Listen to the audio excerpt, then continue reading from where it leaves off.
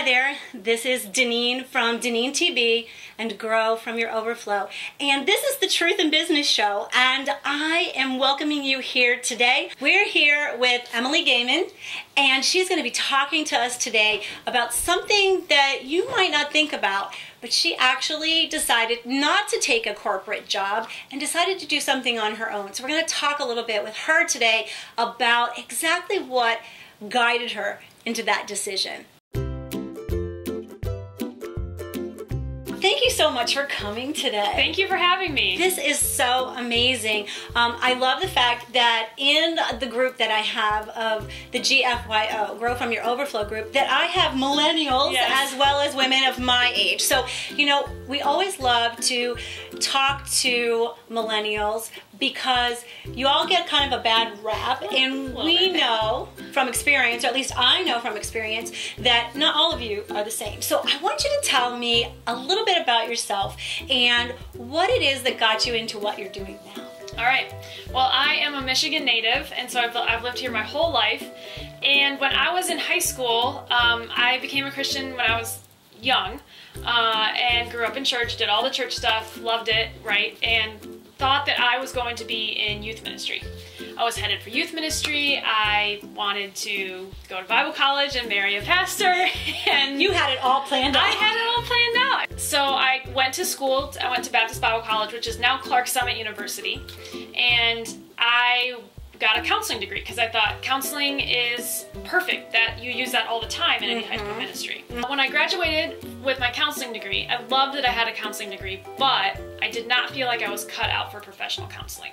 So, you know, halfway through my senior year, I'm going, I don't think I'm right for this. I would love to use it in ministry, but now that I'm not sure I'm headed into youth ministry, what do? I don't really want to pursue a master's degree in licensure and all this stuff because I just didn't see myself as a professional counselor. What I really wanted to do, I knew my whole life I really wanted to write. But the idea was like, okay, well, what do you write about when you graduate with a writing degree? And so that's kind of why I went for counseling, because I thought that I would be using that more often. But I really wanted to write.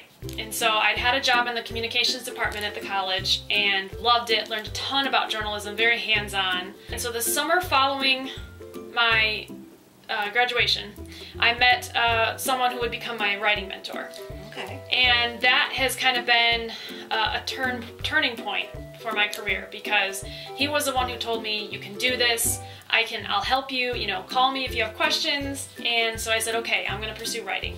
So I came home, I pursued a freelance writing degree, I worked at a coffee shop, right? I did the millennial thing, lived in my parents' basement, it's okay.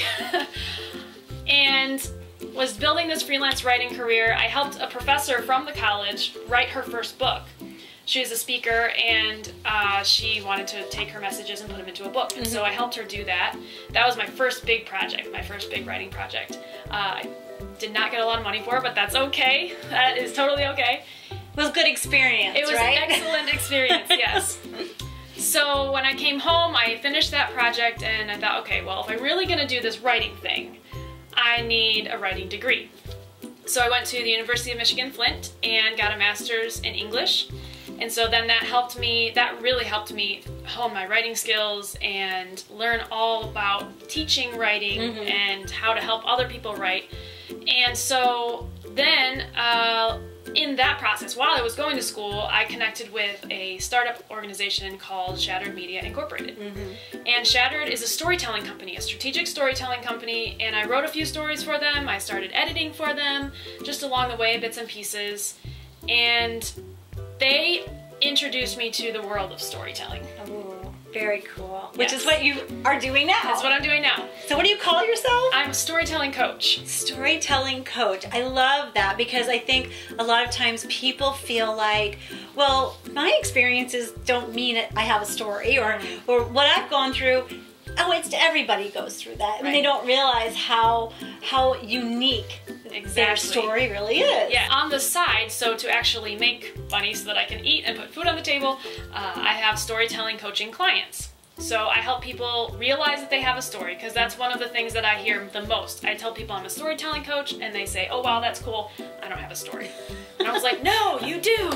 Everyone watching, you have a story. And I'm going to put in the show notes where you can get a hold of her if you feel like God is pulling your heart to really tell your story. For me personally, she did edit my book, and I hope you've read it by now. It's called Clarify. But she did help me go through that process, and what I thought was pretty good, she actually made it better. We talked a little bit about, you didn't feel like the counseling was really your way of doing things. How do you feel like your personality really dovetailed into this writing arena and took you away from counseling? Because I think counseling you still need, because she's dealing with all of us creatives. That's true. We need a counselor. Well, and that's the super interesting thing, right? Because storytelling is this perfect marriage between counseling degree and my writing degree. There you go. Because I hear people's stories, right? I actually had a client tell me once, she had shared her vision for her book and sharing her story along the way, and I said, this is important, like you need to share this story, but you need to be okay with it, right? Like spend some time with it and decide when you're ready. And so she's crying, and I'm like, it's okay, and at the end of our meeting she says, I feel like I have a counselor and an editor all in one. And I was like, that's awesome. yeah. And so that's when I really saw this whole thing coming together where, when I left for college, my life was completely planned out differently, and now God has taken these two loves of mine and put them together in this perfect career. I know that God has been guiding you in a very strange direction Yes. over the last few years. When we talked a few years ago, you were making a big decision, and that was that you had been offered a corporate position as an editor of a magazine that was way out in Colorado. So it would have really had you moving across the country. Yeah. And you decided not to pursue the corporate job. I did. It was really difficult because it was a magazine that I'd read as a teenager, and so it was really even a part of my story in the past. And I thought, wow, this would be really cool. Like, this is the perfect, I love teenagers, I love writing, and magazines are cool. And so it was a really good it was a great opportunity, and there's nothing wrong with that job. But what I felt was, of course, taking me so far away from my family. I have 8 nieces and nephews. I love being a part of their lives. But also I was looking at kind of where the magazine had come in the last, 10 or so years since I'd been reading it, and what their direction was going. And I kept thinking that my niece would be the audience. Right? Okay, that's my really niece good. is 16. Okay. And so I kept thinking about her and the things that I would want to say to her through the magazine. It didn't seem like the organization was going quite in that direction. I just wasn't sure that I was going to be able to say the things that I needed to hear, that my niece needs to hear through the magazine, and it didn't quite line up with my value system. I applaud you. And in making this decision, not only I imagine you went to prayer. So what were some of the other things that you did to make this decision? Sure. Well, of course, I spoke to my parents and my family and my trusted advisors, right? I called my writing mentor, and I got various answers. Someone said, yeah, you should go for it. Someone said, I don't know, that's a long ways away. That was my mom. I know, That's okay. and I know that we talked about it, and when we talked about it, I said, you could just do it for 2 years and come back. I mean, there's always these options. Right. So I got a lot of answers, but then, and I would read about the magazine and where the organization was going online and what they'd been producing, and ask a lot of questions and all these things, and then I also thought about what I was excited about in my current life, right? So I was excited about my freelance writing career. I was excited about my clients that I was building and what I would be giving up. All these kinds of dreams that I was trying to work on and hustle on, what I would be giving up for even a year or 2 years. So, tell us now, you seem to be doing a lot of little things, and so tell us what a typical day looks like for you between editing and seeing clients and all the other stuff you're doing, like with Shattered and those kinds of things. Yeah, so it really depends on the day. I do a I'm the morning show host at a local radio station, which is fun. It is really fun. That's one of those things, talking about dreams and how you didn't realize you had them until you get to do them. I'd always been interested in radio, but never really thought it was going to be a thing for me. And then just recently this is plopped in my lap, and now I get to be on the radio on an online radio station. It really depends on the day. Yesterday I was gone all day meeting people in Lake Orion and Rochester I was in this week. Other days I'm right here in my living room at my office and writing, editing. Right. I usually once a week have a podcast recording. So my podcast, the Your Stories podcast, shares stories of awesome humans, which we all are in our own ways. Do you enjoy having that kind of variety? I do. Yeah. Yes. I don't know if I could be a cubicle worker. Right. And so that goes back to the fact that you did refuse basically the corporate job, because in understanding who you are and how God designed or created you, you need that variety. I bet you if I did a Myers-Briggs on you, you would be an intuitive. You'd have that N letter in there, because I too am intuitive, and it doesn't mean that we get these deep insights, right? But it means that we crave variety. We need to do something different every day. How do you schedule yourself when you have 4 projects at different levels? Yeah, well, that's a good question. I would do it, I keep track by time, so like I charge by the hour instead of by the word, like a lot of editors do, because it's easier for me to keep track of my time that way, and to say, okay, I'm totally maxed out for this week or in the next 2 weeks, you know. So yeah, I do blocking by time, and I know that I've got this deadline. I work really well on deadlines, which helps. I do too. Yes. I think all of us work really well on deadlines. I make sure that I have everything written down in my calendar, and that I'm saying, okay, I can't say yes to this activity today because I've got to fulfill this for my client. Right. Yeah. I think it's really smart that you are able to say no. I think a lot of women, specifically, because I deal with women, so I'm talking to you out there, we don't know how to say no to things. We think we can just do one more thing, one more thing, and that if it's in front of us, that God must have ordained it. It must be something I have to put on my plate, when we really do need to discern. And that's what I think that I love about your story, is that you really discern what God has you to do. And since He's given you this counseling with the writing, that you're able to work one-on-one with people and do those types of things, that all those other things that come into play can be distractions. A lot of times, especially when we're really following what God wants us to do, it's not a choice between good and bad. That this is going to be bad for me, this is going to be good for me. It's a choice between good and better. I really want to speak into that, because I know as Christian women, we sometimes feel that way. We feel that if God's put it in front of us, we have to do it. And I'm here to say that if you think that, you need to come talk to me, because I will change your mind and help you really clarify what it is that God wants you to do. I think it's also important to think about how thin are you spreading yourself? Okay, so if you say yes to this opportunity, are you going to be able to do it well? Right? That's what I've been trying to figure out, is like, okay, I could say yes to this, I am good at this, but if I'm doing this, this, and that, I really want to be able to do those things well and this other thing well. How do you feel like you are trusting God with your business? How does that play out for you?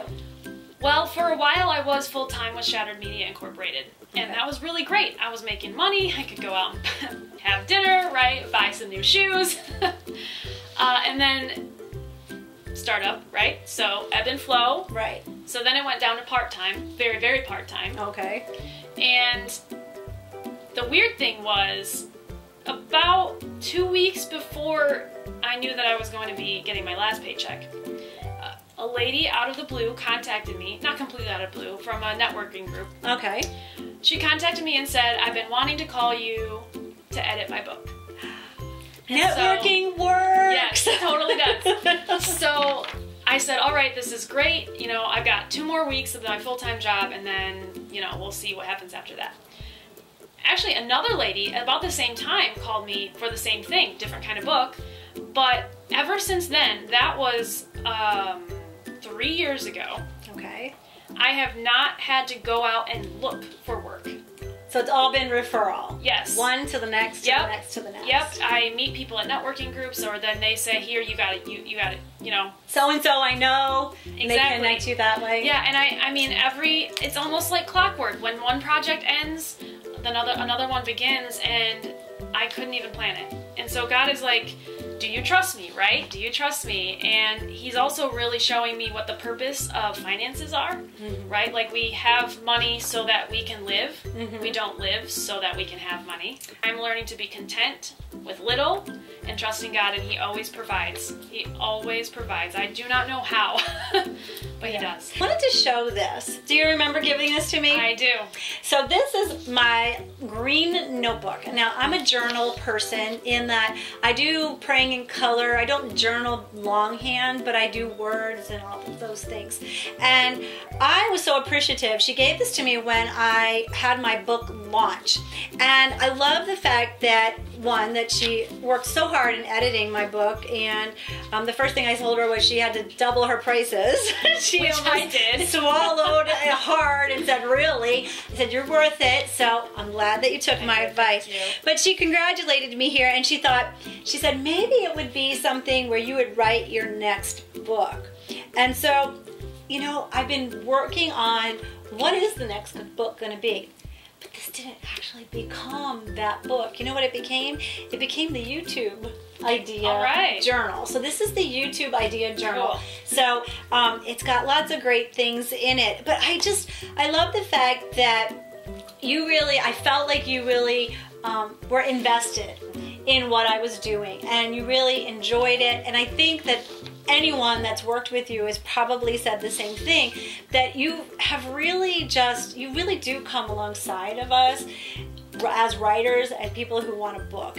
And so I love that you see those dreams for yourself, because those are the dreams that I have as well. And so I know that God puts people in your life, puts resources in front of you, so that you can live out and they can help you go to the next level. So I just want to say that I'm looking forward to the next few years being with Emily, because I know that you're in my life for a reason, and I think I'm in your life for a reason. What kind of advice would you give the millennial who maybe is just a few years behind you, who's maybe just graduating from college, really trying to figure out if they want to go into a corporate job or they want to try this thing on their own? What kind of advice would you give them? I would say, think about, in 5 years, what do you wish you would have done? Right, that's really good. Right, so if you're good with corporate, go for it. Like, we need people in corporate America, right? We need believers in corporate America, whether that's a Christian organization or not, right? So yeah, go for it. If you want to try it, now's the time, right? I don't have kids. I don't have a big house payment. I have such freedom that I can make so little and still chase my dreams. All I have is a dog. So I just have my dog's mouth to feed, and mine, and I have just a really cool, God has provided everything that I need. But now's the time to chase something, and you might get into a corporate job and spend 20, 25 years there, and you might love it, and that's awesome. But because you can have an impact there as well. Yeah, absolutely. But if there is something in the back of your mind that you want to try doing, a freelance thing or an entrepreneurial thing, now's the time to do it. Well, thank you so much for being on the show today. Having me. I hope that you've gleaned something from Emily that you can take with you and be encouraged to know that you're not the only one that's feeling this way. So glad that you're here. Thanks for being with us on the Truth in Business show. And as always, be filled to overflowing.